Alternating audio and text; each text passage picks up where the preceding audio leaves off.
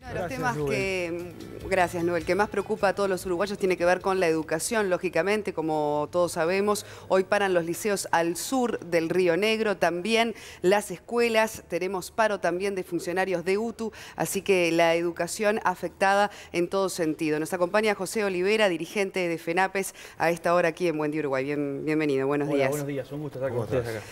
Tenemos entendido que tuvieron ayer una reunión bastante importante, ¿verdad? Tripartita, donde se trató justamente de contemplar todas estas demandas que está teniendo la educación en materia de presupuesto. ¿Cuál es para usted la impresión que tuvo entonces lo conversado ayer con las autoridades? Esta fue una reunión muy extensa e intensa, una reunión de 4 horas, donde estaba el Poder Ejecutivo, representado por el Ministerio de Economía y la UPP, donde estaba el CODICEN de la ANEP y donde estaban los sindicatos. Y donde la dificultad mayor es que las tres partes teníamos planteos muy distintos.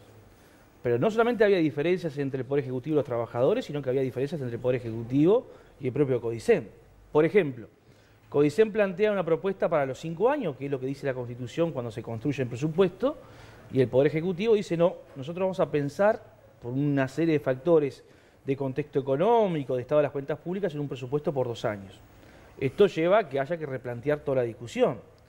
CODICEN dice 25.000 pesos al final del quinquenio, los trabajadores decimos 30.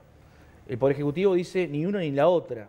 Entonces hay un conjunto de elementos que nosotros avisorábamos como difíciles de encontrar un rápido punto o lugar de acuerdo, y por eso reclamamos insistentemente que los ámbitos de negociación se tenían que haber instalado mucho antes.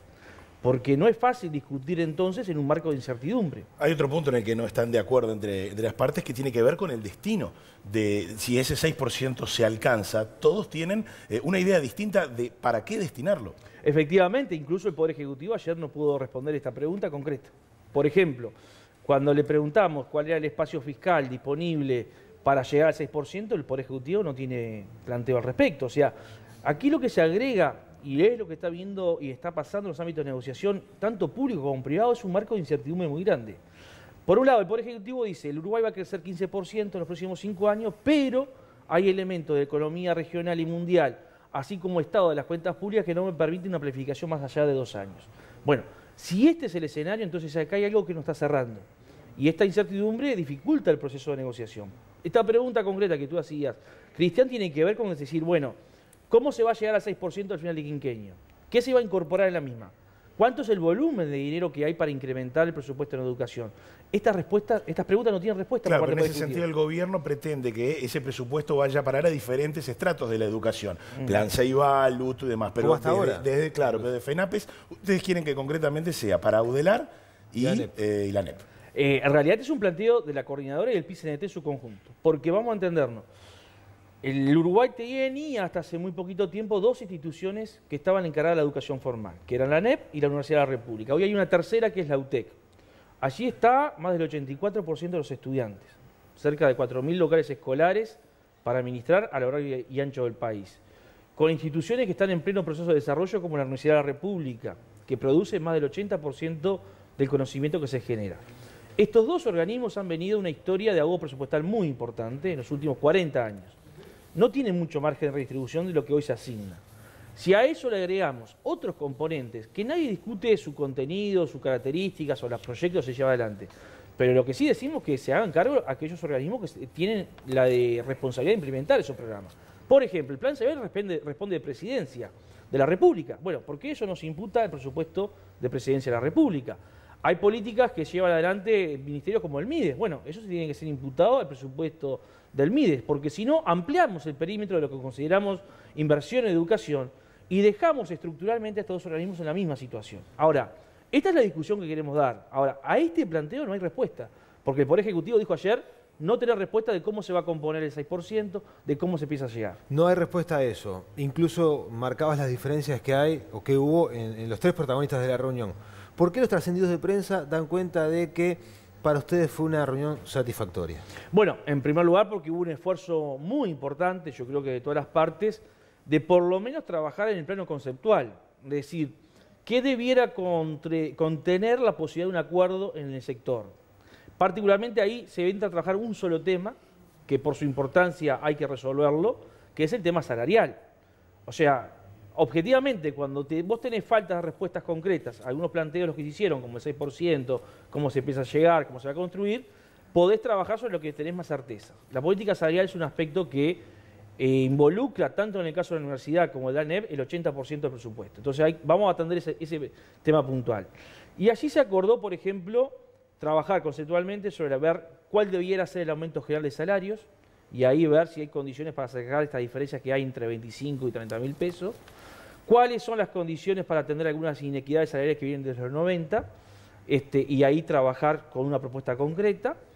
Cuáles son los mecanismos que hay que adoptar para terminar con algunas situaciones de topes salariales donde hay trabajadores que hacen una tarea pero no pueden cobrar el salario porque están topeados y esto atenta contra la carrera funcional. Bueno, y estos tres componentes ameritan que el viernes haya algunas respuestas desde el Poder Ejecutivo. O sea, el avance que hubo en la jornada de ayer fue que todas las partes reconocimos que teníamos diferencias muy sustantivas, de que así era imposible la posibilidad de construir algún acuerdo, y se trabajó conceptualmente sobre lo que debiera contener la posibilidad de un acuerdo. Veremos el viernes cuánto podemos avanzar en la concreción de eso. El viernes hay una reunión donde allí justamente se darían respuestas más específicas a estos planteos. Pero vayamos también a todos los padres preocupados por las medidas de paro que se están llevando adelante, por toda la incertidumbre que eso genera también. Cientos de miles de estudiantes que no saben tampoco cuándo es que se van a reanudar de forma normal el comienzo de clases. Al respecto, ¿qué nos puede decir sobre estas medidas que se están llevando a cabo? Y también le agrego, si puede, el asunto de la ocupación, ¿verdad?, que genera ciertas resistencias también de que se ocupen centros de estudios. A ver, las medidas se explican en un contexto, y el contexto viene determinado por la falta de respuestas y la falta de negociación. Nosotros el 1 de agosto, como federación, aprobamos un paro de 48 horas para los días 12 y 13 de agosto. Cuando el 7, el Poder Ejecutivo presenta las pautas y los lineamientos salariales en el Consejo Superior del Sector Público, dijimos, dejemos en suspenso esta medida. ¿Por qué? Porque apostábamos a la negociación. Fuimos convocados el 14 de agosto al Ministerio de Trabajo e increíblemente allí no se convocó ni a Economía ni a UPP. Algo que en el caso de la Administración Nacional de Educación Pública es clave, porque la autonomía de la ANEP no incluye autonomía financiera. Bueno, en un marco donde vos tenés hasta el 31 de agosto, o capaz que menos, como planteó el gobierno, para poder negociar, que no funciona ese ámbito de negociación, deja a los trabajadores en una situación muy incómoda, y es la de apelar a la movilización como mecanismo de persuadir a quien hay que persuadir sobre el tema de la necesidad de la negociación y la búsqueda de acuerdo. En ese marco hay que explicar, y se explica el contexto de movilización y de profundización de la misma. Es decir, ante la falta de negociación colectiva, responsabilidad directa del Poder Ejecutivo, los trabajadores activan las medidas de lucha. En ese marco tenemos hoy instalado prácticamente a nivel de la educación un paro de 72 horas a nivel nacional, esto sostenido por los sindicatos de la educación media. Desde hoy 72 horas. No, en esta semana que comenzó el día lunes y que va a tener un punto culminante mañana jueves con un paro de nacional nuevamente. Y donde uno aguarda que el viernes haya un planteo tan concreto que permita a los sindicatos discutir lo que se está proponiendo y ver allí la posibilidad de construir un acuerdo, y esto obviamente generaría las condiciones para un repliegue desde el punto de vista de las movilizaciones. Si no... Bueno, el viernes, digamos, estamos expectantes de qué puede pasar en materia de medidas de paro. Si no, a ver, acá vamos a ser claros, yo puedo aportar mi visión personal. En última instancia las decisiones son colectivas y ahí yo no puedo hacer futurología. ¿Es sano parar en medio de una negociación? ¿Cómo? ¿Es bueno, es sano, es productivo parar en medio de una negociación? Y creemos que sí, porque en definitiva esto genera también condiciones para la negociación. Obviamente que hubiésemos querido llegar a los ámbitos de negociación en otro contexto, pero eso no depende exclusivamente de los trabajadores. Olivera, si se llega a un resultado satisfactorio en la ronda de negociación, ¿se van a reponer las clases que han perdido los estudiantes? Siempre hay margen para discutir, no exclusivamente en términos de días, sino en términos de procesos de enseñanza-aprendizaje.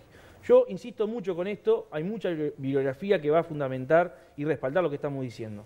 El tiempo cronológico no se corresponde con el tiempo pedagógico. Yo tengo la obligación de, al culminar el año lectivo, de haber dado un curso que tiene fines, que tiene objetivos, que tiene elementos de carácter programático, que siempre hay margen desde el punto de vista pedagógico y técnico de poder cumplirlo, más allá si son 20 días o 18. ¿Firmó para el plebiscito para igualar los salarios de los docentes de los legisladores con los de los docentes? Yo represento a una organización de carácter nacional que nunca discutió este aspecto y que por lo tanto no tiene posición y bueno, eso nos exime de cualquier responsabilidad. Claro, pero ¿lo acompañaría? ¿O le parece una medida... A ver, una iniciativa un poco... Por lo general no acostumbro a debatir cosas en purio que no hemos discutido en la orgánica. más allá de que tengan una posición. Pero en última instancia nos parece que la discusión es cómo mejoramos cada día el sueldo, las condiciones de trabajo del conjunto de los trabajadores, no comparándonos con otros.